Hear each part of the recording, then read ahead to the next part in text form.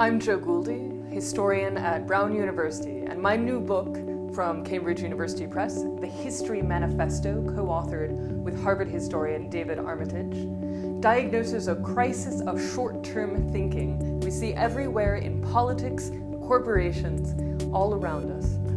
I'm David Armitage, a historian at Harvard and co-author with Jo Guldi at Brown University of The History Manifesto, a short book about the long term.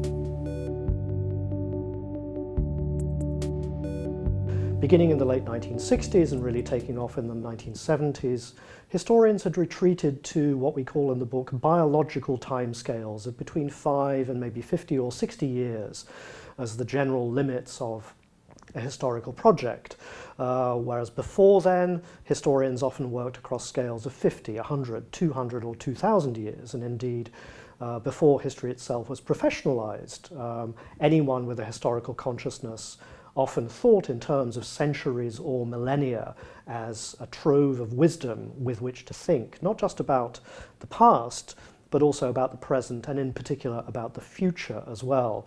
And thinking more broadly about that trajectory of history, we realized that history had often been, in recent years, cut off from thinking about the future, had ceased to be a future-oriented discipline, and that sundering of the link between the past and the future of historical consciousness and a reformist attitude towards the potential futures which humans can shape had emerged around the same time as this narrowing of timescales among historians.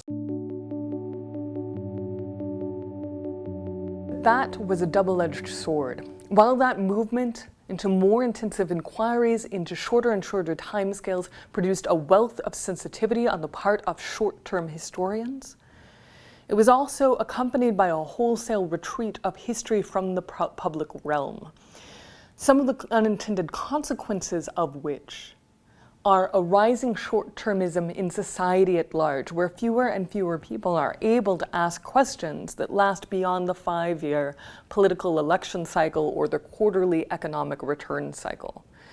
In short, no one in our civilization is responsible for looking 20 to 50 to 100 years ahead. And so as we get apocalyptic warnings about water shortage, drought, climactic apocalypticism, inequality, crises in world governance, we fall back on loose, abstract models.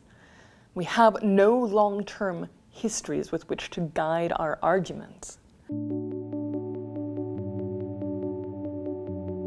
Do you agree with Winston Churchill that the only way to look far into the future is to look a long way back? I want to know, are you in it for the long term? Join the discussion at historymanifesto.cambridge.org.